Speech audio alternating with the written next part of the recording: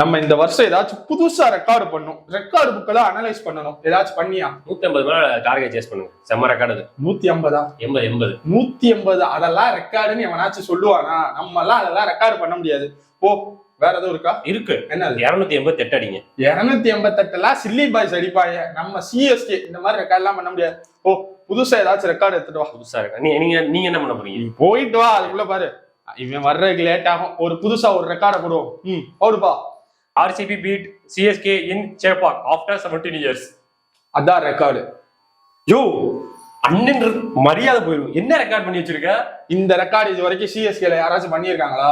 அதனால நீ பண்ணிட்டு இருக்க. இது நம்ம ரெக்கார்டு இல்ல, அவிய ரெக்கார்டு. பரவாயில்ல. யார் கேப்டன்ஷிப் கீழே? என் கேப்டன்ஷிப் கீழே தானே வந்திருக்கு. சரி சொல்லுப்பா. சொல்லி முடி. இங்க பாரு எல்லாரும் ஒரு ரெக்கார்டு பண்றாங்கன்னா இந்த ருத்ராஜ் ஒரு ரெக்கார்டு பண்ணுவான். நானும் ஒரு ரெக்கார்ட் பண்ணணும். நல்லா இருக்குல்ல இந்த கேம்? நீ பண்றியா? சரி பண்ணுப்பா. DC won CSK at Chepauk after 15 years. இந்த வருஷம் இந்த ரெக்கார்டு நல்லா இருக்கு. பேசாம இதே பண்ணுவோமே.